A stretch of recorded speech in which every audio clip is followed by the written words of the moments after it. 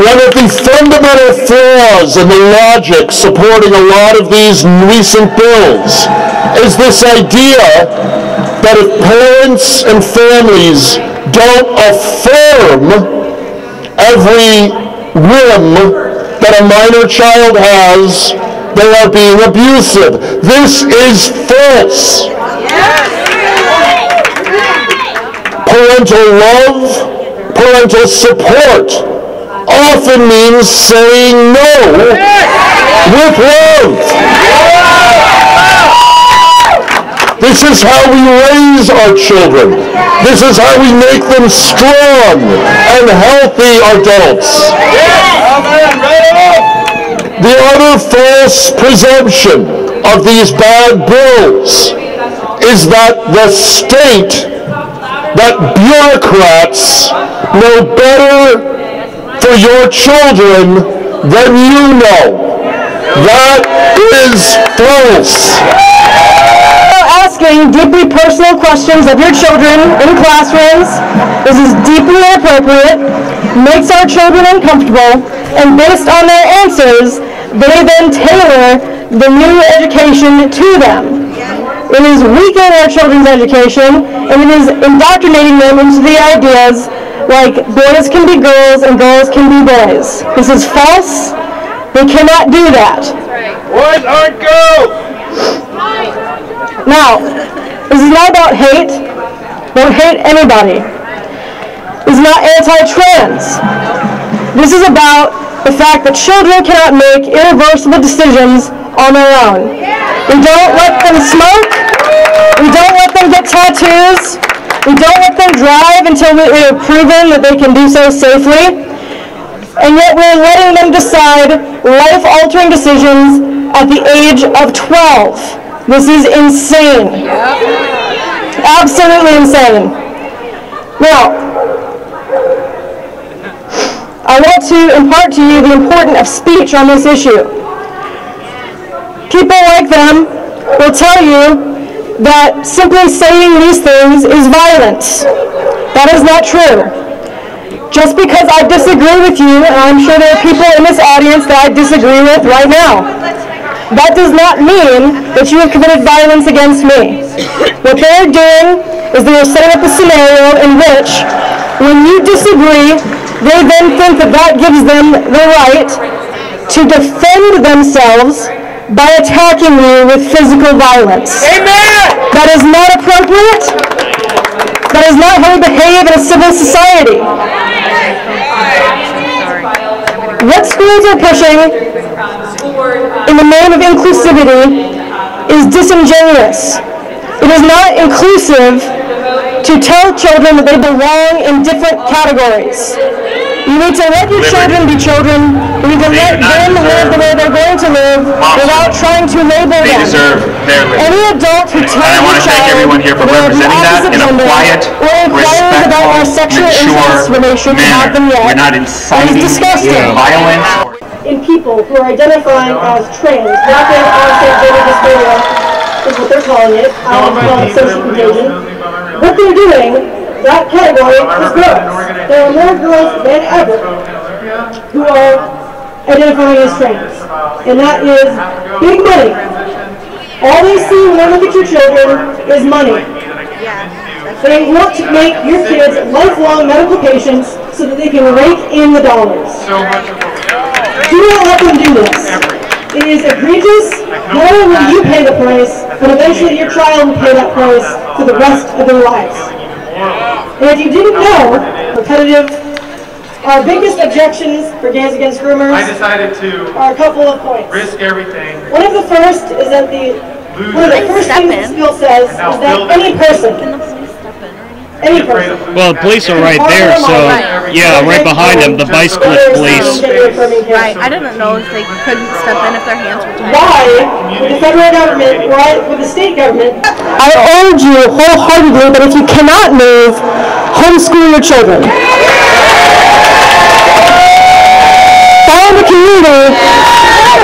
Find a community that you can trust.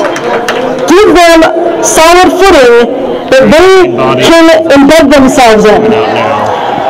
That is the only way forward. If you think that Washington is in any way, shape, or form close to turning this around, I'm sorry, that is wrong. You're going to have to either leave and go somewhere where your values are reflected and your children are kept safe, or you're going to have to find a way to live within the system and do your best to protect and harbor them in your home. That is the only option. Journal, and her counselors did not report that as a mandatory reportable. I want you to reach out to the county. We've got some county representation here from all over the state. Reach out to the chapter closest to you. Get engaged. Figure out where you fit. Do you bring Get shot by these ones. I am now an affiliation mover. They are refusing. So she wants to sit here and make a spectacle of herself. Hey, all of us, ignore her. Get on the way.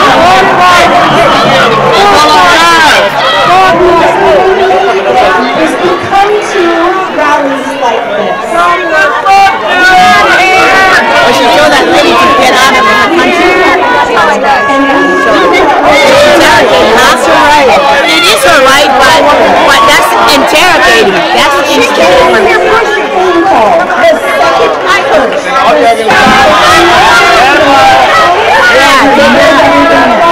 And Afghanistan war veterans. They got respect for the military. Y'all lost that, didn't y'all? Get out. No, I'm on the outside.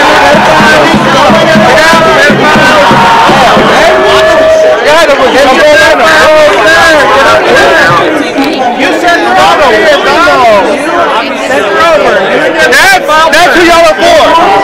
The people who go around the Afghanistan war veterans. Why can't you let a journalist like Jonathan Cho into your crowd? You're supposed to be transparent, right? Yeah, you do. Yeah, you're not pedophiles. I'm literally a Jew.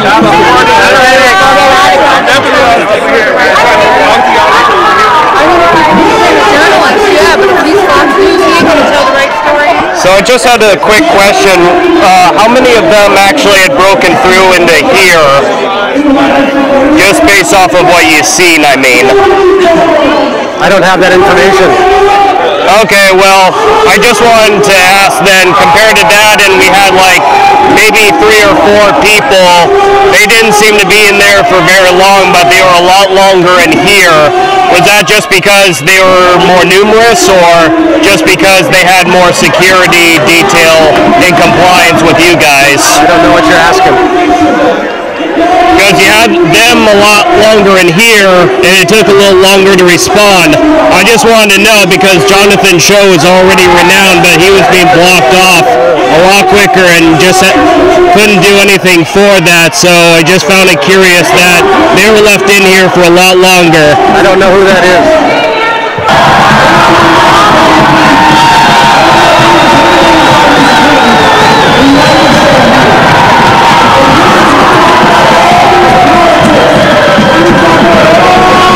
Legislation.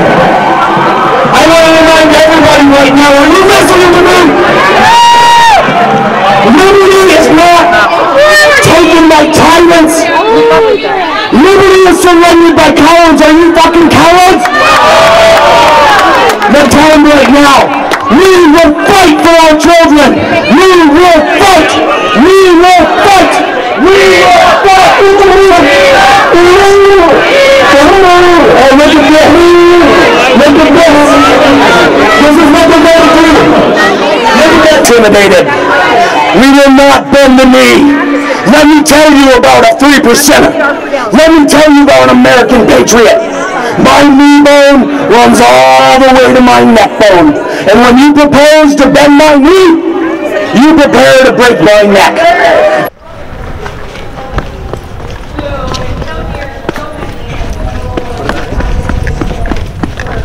What was your reaction to being barred from there and from the bicyclist police denying you entry, but then to the fact they didn't even seem to know who you are when asked about why they let the counter demonstration onto the other side? Well, in fairness, I finally showed them my ID, and they asked me to get permission. But yeah, I mean, it's clearly uncoordinated right now. I feel bad actually for WSP and law enforcement. We're just trying to keep the peace. I'm 100% in support of WSP and the men and women doing their job, but yeah, I think they're just trying to separate everybody. I'm just trying to cover this as an independent journalist. You clearly have one side that is pro-parents, and you've got another side that's pro-trans. And I'm just trying to get perspective from both sides, and clearly the folks over there don't want me covering this, or any independent journalist really, unless you're on their side. I'm not on anyone's side, so I got the umbrella treatment. You got Antifa there, you got far left activists there, so I'm just trying to do my job, brother. Okay, answers your question. I have no idea what that day would look like. We spent 7 hours standing out on the street outside of that youth shelter. We went to the door to get her, and they wouldn't let us have her. So I called my friend who was on the Seattle Police Department force at the time, and he said, you need to call 911. So they sent a team of officers out, which was kind of unexpected because it's 2021, and they've defunded the police, and there really aren't that many to go around. So I wasn't sure who, if anyone, would show up. But 2 officers came, and they happened to know my friend, and had been briefed on the situation, and they went up to the shelter and spoke with the staff, and about an hour later they came back to the street where my husband and my best friend and my son were waiting. And they said, they're essentially holding your daughter hostage, and we're going to have to call backup. It was 8 officers in total that it took to get my child out. They had to break and enter the building. They had barricaded my daughter into a room in the back of the shelter. She had to be basically carried out by 3 police officers. She was not in great shape when she came out. I, to this day, don't know all the details of what happened to her in there, but as you can imagine, those 10 days inflicted a great deal of trauma on my daughter. And this last summer, and greatly compounded the trauma that she had before she went in. Is so appalling. And in my little town, my daughter spent 19 months outside of the state of Washington because I couldn't bring her back and get her the care that she needs and be able to make the decisions for my 14-year-old child who is in a mental health crisis. To say absolutely not. What this bill does is it allows kids to essentially, they could go to school one day and there could be an activist teacher in their school that tells your daughter that maybe she actually is a boy because maybe she has short hair and she wears boy clothes solidarity. And she just feels funky in her body, because what girl at 14 years old doesn't feel funky in her body? And we are together as a community. And they can convince her that she is a boy. So then she requests gender-affirming care. And she goes off to a host home or a youth shelter that have been infiltrated. I'm sure there used to be good people in social work and in sociological services, but they have been infiltrated with socialists. All the, if parents, if mama bears stand up, they don't, they're going to mess with us. Come mess with me, because I live for my kids and I will die for my kids. And if they had bothered to ask our son any real questions, they would have realized that what he meant was he's not athletic. He wasn't athletic. And he sometimes felt left out in the playing field, in the playground. But they never bothered to do this, no. Instead, though he had displayed absolutely no signs of gender dysphoria before or since, these so-called educators pounced on him and came in pronouns ablazing. And without our knowledge, they selected a new name for him, a girl's name, and they told him that they were going to have a party with cake and balloons the next day to celebrate his new name. Absolutely sickening. And when Jen was sitting with our son, these people told her there was no middle ground. That either she went along with this insanity and helped our son transition, or he would be ruined for the rest of his life. Suicide is a huge issue, especially for you. Well, we knew three things immediately. First, these people were completely insane. These people are completely insane. And we knew they could not be trusted with our child, and we knew he would never go back to that school. But I do have to say there is one thing those freaks were right about. And that is, when it comes to protecting our children, there is no middle ground. There is no middle ground with people who pretend to be compassionate ones, even as they actively destroy the bodies and futures of our vulnerable kids. There is no middle ground with radicals who believe that our state should have more power than our parents. There is no middle ground with people who think skyrocketing rates of gender and sexual confusion is totally normal, and that indoctrination and social contagion is a conspiracy theory. There is no middle ground with the idea that some people responsible here for drug addiction and homelessness in our state think they can protect children better than we, their parents, can. There is no middle ground. There is no middle ground with big med and big pharma who refused us access to safe and effective drugs to treat COVID because of a lack of double-blind studies, but who are now raking in billions of dollars injecting kids with off-label drugs and cutting off their genitals of mentally ill children without a single long-term study of safety or efficacy. There is no middle ground with these manipulative assholes who want us to believe that in order to protect one child from an abusive home, the safety of every single one of our children must be sacrificed.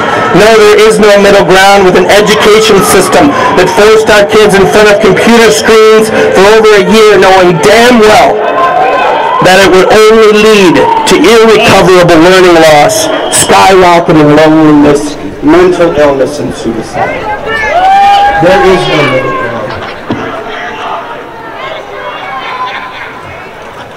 Okay, everybody be safe. I don't know what this is about, but we had a violent attack.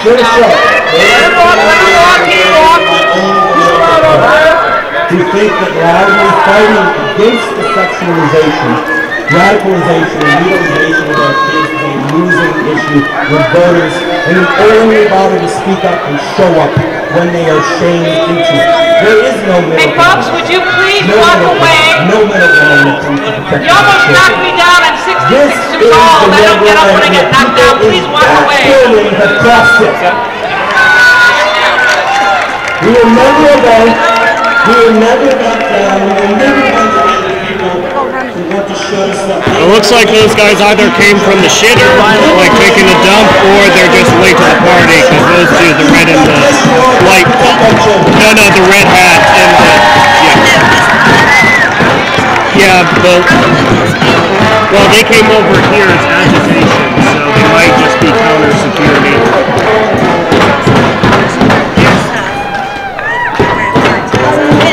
Well, I think someone was playing capture capture the flag over there, so yeah, what I saw was at least something rod-like, so it might have been a flag they were tussling over. However, they're still congregating, so we don't know who or what.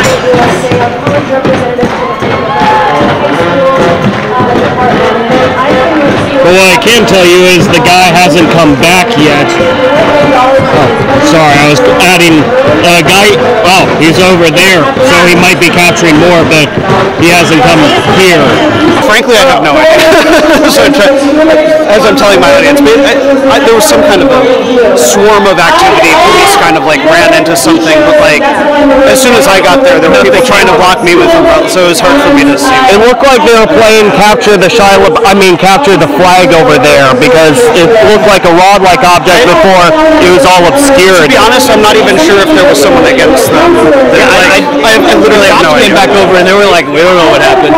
Yeah, so all of the there's just a flurry of attacks. Well, to be fair, the cops are gaslighting, because I asked them who Jonathan was when he couldn't go in there, but they allowed them here. So I think they're intentionally in the dark, unless it's on their end.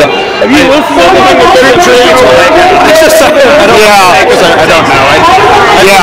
Not to celebritize, but just bringing up the fact they then, when John went over there to cover as they were in front of the legislators going back in, they said, oh, Johnny's on the move. And then I asked them, who's Johnny? The same guys who literally told me who's Jonathan Cho when they asked them why he was barred from going in. Yeah, I have no idea. I tried to just document everything. This is uncharted territory.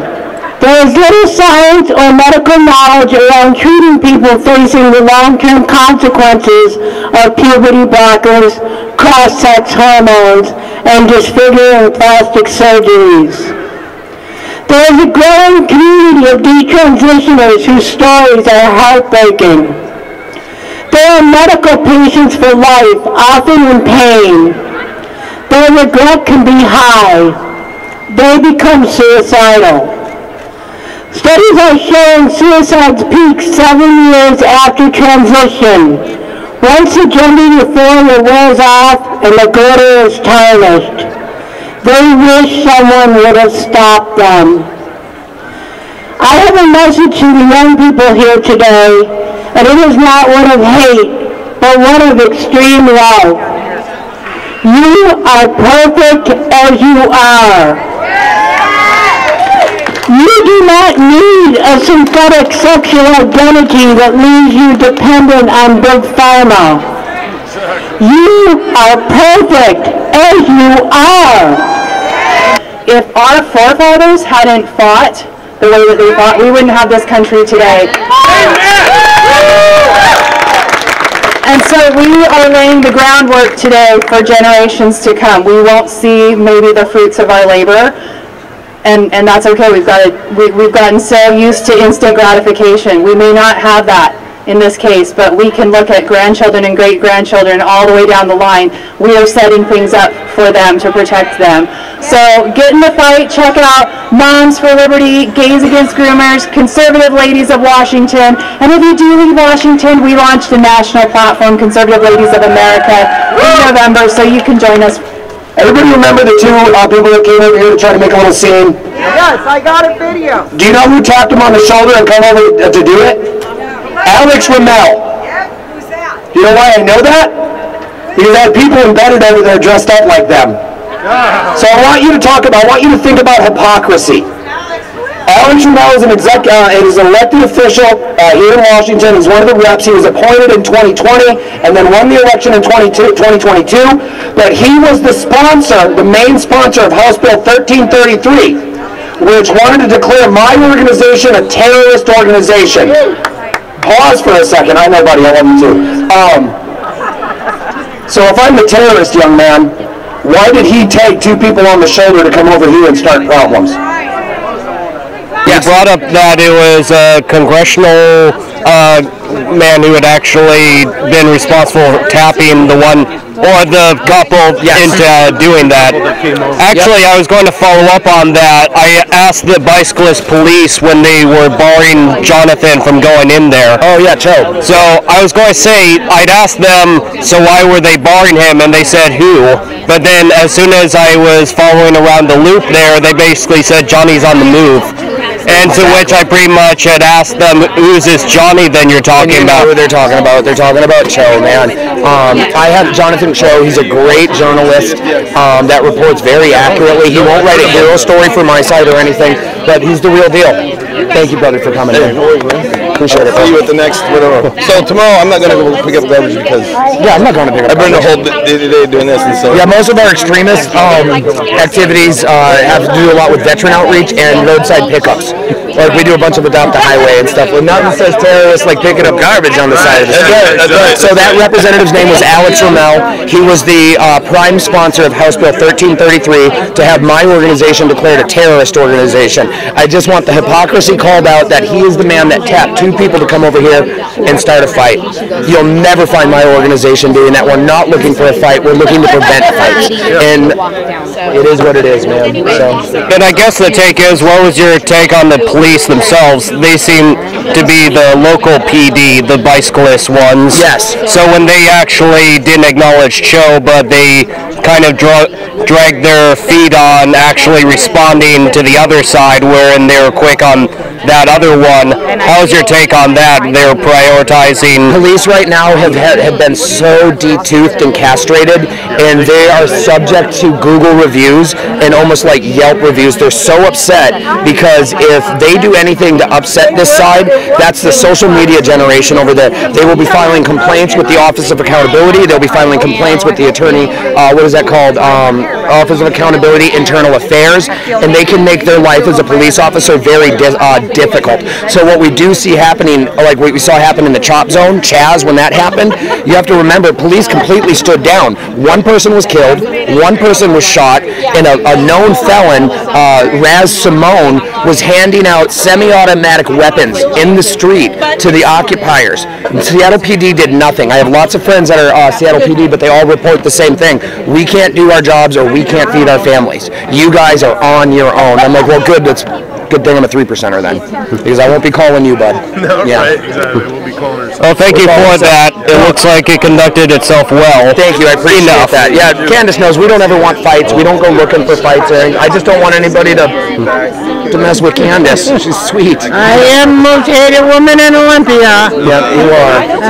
I am a target here, but they behaved well today. They did. I will give them credit. Yeah, even old Alex tried to rile him up, and he couldn't get too many to come over here and start problems. Yeah, well done. Awesome. Oh, yes, you really do. Thank and you. a magnet. Thank you. I was going to ask then, I asked him about this, but Jonathan Cho was barred, but the police acted like they didn't know who he was. And he was just telling, so when Jonathan, well, they wouldn't let him in, but it's the bicyclist police. So the question, I guess, was they were gaslighting, because then they acknowledged him as soon as he was covering them on the corner here. They said Jonathan is on the go or something. So they knew who he was because they knew the name, and they had him demarcated to be able to identify him. So he came down and... They would let him in over at that side. So I finally did. Yeah, I had a good interview with him. Oh, okay, yeah. So then what would be your take then if you just heard about that now and they never acknowledged him, but they were allowing some guy tapped by a representative to actually cause a stir here with at least 4 people and take longer than 7 minutes? Yeah, you were tracking. Looks like it's going to mellow out. Yeah, I had to beg for them to do something. Yeah, I could not believe that. I talked to the bicycle police. They literally rode away. And then I talked to WSP, and they're all like, Eric, because they know me, they're like, you know how this goes.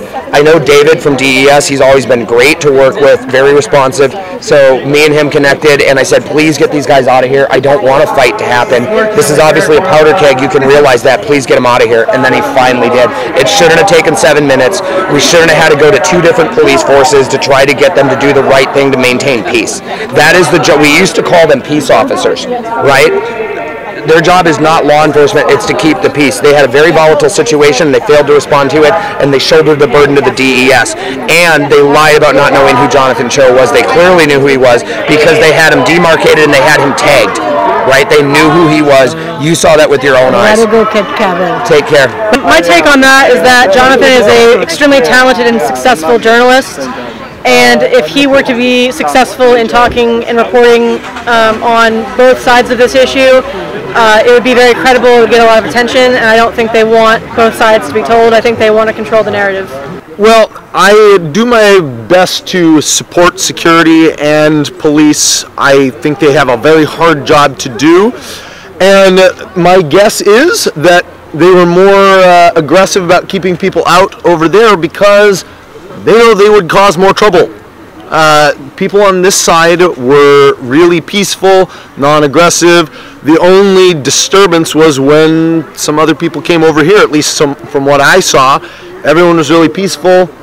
That crowd will be aggressive, and so they wanted Jonathan out of there because they don't want any violence to happen. So it was, that's my guess. That's my guess, that they were more aggressive because they know that the people on the left will be more aggressive. And I mean, we saw some commotion, and we see the threats. So that would be my guess.